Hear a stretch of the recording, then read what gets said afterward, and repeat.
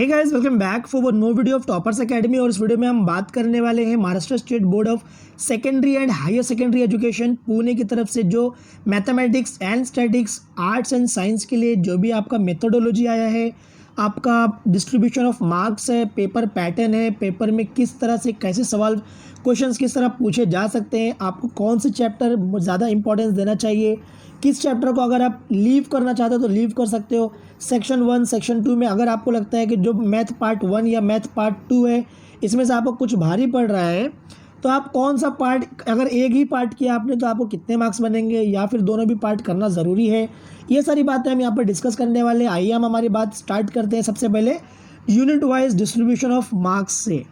तो यहाँ पर जो आपका मैथमेटिकल लॉजिक है, जो आपका फर्स्ट चैप्टर है, यहाँ पर आपको दिलाता है वो टोटल 8 मार्क्स।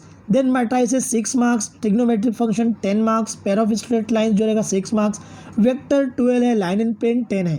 ठीक है यार, यहाँ पर आपको जो LPP है, लीनियर प्रोग्रामिंग है, तो अगर आप यहाँ पर ध्यान देते हैं, ठीक है, ध्यान सिर्फ इतने पे देते हैं कि अगर आप मैट्रिसेस, ये ईजीएस्ट है, लॉजिक तो बहुत ईजी चैप्टर है, ठीक है, लॉजिक तो किसी को मिस करना ही नहीं चाहिए। मैट्रिसेस भी ईजी है, यहाँ पर इन्वर्स वगैरह फाइंड करना है एडजॉइंट मेथड से या फिर डायरेक्टली इन्वर्स मेथड से। उसके बाद ट्रिग्नोमेट्रिक फंक्शन किसी को टफ जा सकता है, किसी को बहुत इजी जाता है, वैसे है ये बहुत इजी। ठीक है, pair of straight line one of the easiest chapter in part 1, vectors भी बहुत आसान है, line plane, line and plane जो है ये भी बहुत ईजी है। LPP बनी जो आपका स्टैटिस्टिक्स 1 है, मतलब आपका मैथ पार्ट 1 है, ये आपका बहुत ईजी है। ठीक है, और अगर आप टोटल मार्क्स काउंट करेंगे आप यहाँ पर तो आपके मार्क्स भी अच्छे खासे बनते हैं। ओके, तो यहाँ पर आपको टोटल जो मार्क्स बन जाते हैं आपके, यहाँ पर अगर टोटल सम करते हैं स्टार्ट टू एंड, यानी कि आपने यहाँ पर अगर आप सम किया तो आपका सम करने के बाद ये ऑलमोस्ट 50 मार्क्स के ऊपर आता है LPP। यानी अगर आपने सिर्फ मैथ पार्ट 1 स्टडी करके गए हो एग्ज़ाम में और ये स्टडी आपकी पूरी कंप्लीट है तो आप एग्ज़ाम में विदाउट टचिंग पार्ट 2 आप पार्ट 1 से ही 50 मार्क्स गेन कर सकते हैं। ओके, तो आइए हम देखते हैं कि पार्ट 2 के कौन से चैप्टर्स और कितने वेटेज हैं। तो यहाँ पर ये पार्ट 2 आपका स्टार्ट होता है डिफरेंशिएशन से। डिफरेंशिएशन यानी 9 मार्क्स का चैप्टर है आपका। उसके बाद अगर आप बात करेंगे एप्लीकेशन ऑफ डेरिवेटिव 9 मार्क्स, यानी जो टोटल डेरिवेटिव है वो सिर्फ 18 मार्क्स का हो गया। आपका integration, indefinite integration, definite integration, application of definite integration, ये आपका क्या हो जाएगा, ये आपका 20 मार्क्स का हो गया। यानी अगर आप टोटल डेरिवेटिव और इंटीग्रेशन कर लेते हैं तो ये आपका हो जाएगा टोटल अप्रॉक्सीमेटली 38 मार्क्स का हो जाएगा। अप्रॉक्सीमेटली 38 मार्क्स का सिर्फ डेरिवेटिव एंड इंटीग्रेशन हो जाता है।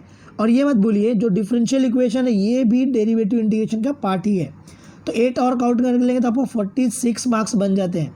टोटल 46 मार्क्स अगर सिर्फ आप डेरिवेटिव इंटीग्रेशन करते हैं तो आप 70 में से 46 यहीं से ला सकते हैं।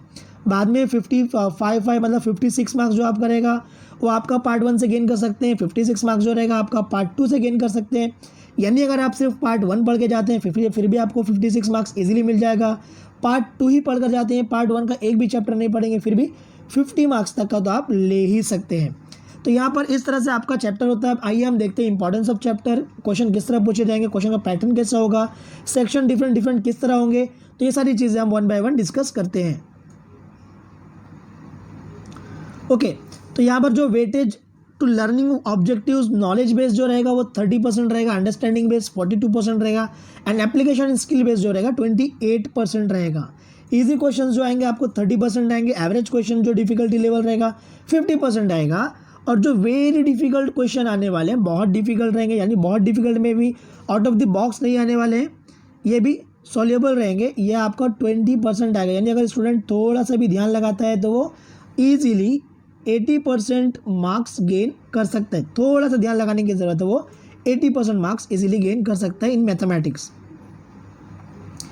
अब अगर देखते हैं तो जो MCQ है टोटल कितने रहेंगे, यहाँ पर 8 MCQ रहेंगे। ठीक है, ये पैटर्न फिजिक्स, केमिस्ट्री और बायो के पैटर्न से बहुत अलग है। यहाँ पर अगर आप देखेंगे तो जो आपके MCQ आएंगे ये आपके MCQ 8 क्वेश्चन होंगे, 8 में से आपका 16 मार्क्स मिलेगा, मतलब एक MCQ जो रहेगा आपका 2 मार्क्स के लिए आएगा। उसका बाद वेरी शॉर्ट आंसर जो रहेंगे इसमें आपको मोस्टली फॉर्मूले वगैरह कुछ पूछे जाएंगे या कोई प्रॉपर्टी पूछी जाएगी। ये आपके 4 क्वेश्चन रहेंगे, आपको 4 के 4 सॉल्व करना है। ठीक है, उसका शॉर्ट आंसर जो रहेंगे 2 मार्क्स ईच, मतलब आपके 12 क्वेश्चन रहेंगे 24 मार्क के। फिर सेकंड जो शॉर्ट आंसर्स रहेंगे वो 12 क्वेश्चन रहेंगे 36 मार्क के। एंड देन लॉन्ग आंसर जो रहेंगे 4 मार्क के, वो भी 32 मार्क्स के आएंगे। अब यहाँ पर देखते हैं कि टोटल कहाँ से कितने क्वेश्चंस बनने वाले हैं। The weightage to theory question in question paper is up to 15%, that is up to 17 marks.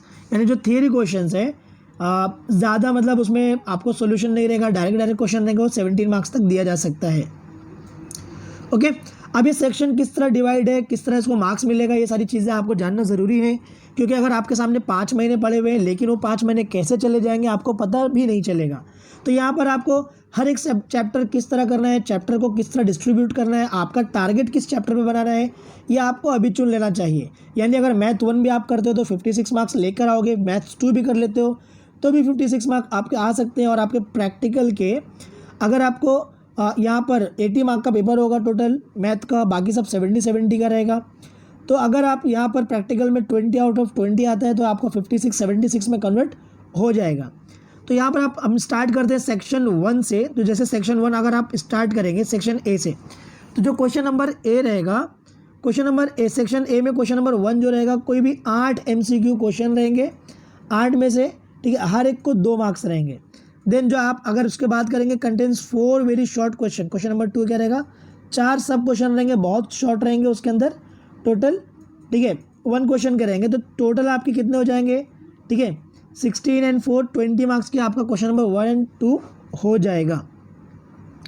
Then उसके बाद अगर आप बात करेंगे सेक्शन बी में, सेक्शन बी में आपके 12 क्वेश्चन रहेंगे, हर एक को 2 मार्क्स रहेंगे। ये आपको कोई भी 8 करना है। क्वेश्चन नंबर 3 में भी, सेक्शन सी में भी 12 क्वेश्चन रहेंगे, कोई भी 3 करना है, 8 करना है। अब ये आप बोलेंगे कि पार्ट 1 पार्ट 2 में से अप्रॉक्सीमेटली एग्जैक्टली जो रहेगा दोनों भी सेम आने वाला है। यानी कि जो भी परसेंटेज आएगा, जो भी मतलब 50-50, अगर 12 क्वेश्चन है तो 12 में से 6 पार्ट 1 के, 6 पार्ट 2 के भी आने के चांसेस सबसे ज़्यादा होते हैं। अगर आप सेक्शन डी के बारे में बात करेंगे तो यहाँ पर 8 लॉन्ग क्वेश्चन रहेंगे 4 मार्क्स के, उसमें से कोई भी 5 करना पड़ेगा। Use of log table is allowed, use of calculator not allowed, figures to the right indicates full marks. Okay, अगर आपको ऑप्शन लिखना है तो ABCD डाल के जो भी राइट आंसर रहेगा साथ में लगाना पड़ेगा। तो यहाँ पर अगर हम देखते हैं कि मतलब किस तरह से आएगा सब क्वेश्चन, क्वेश्चन नंबर 1 जो रहेगा वो आपको रहेगा 2 मार्क्स के लिए, 1 क्वेश्चन, टोटल 8 क्वेश्चन सॉल्व करने हैं। क्वेश्चन नंबर 2 1 मार्क के लिए 1 क्वेश्चन, टोटल 4 क्वेश्चन सॉल्व करने, कोई भी ऑप्शन नहीं रहेगा। क्वेश्चन नंबर 3 to 14 जो रहेगा आपका वेरी शॉर्ट आंसर रहेगा, 12 में से कोई भी 8 करना रहेगा, 2 मार्क्स के रहेंगे, 16 मार्क्स बनेंगे। क्वेश्चन नंबर 8 जो रहेगा, जो आपका क्वेश्चन नंबर अटेम्प्ट 8 रहेगा उसमें से।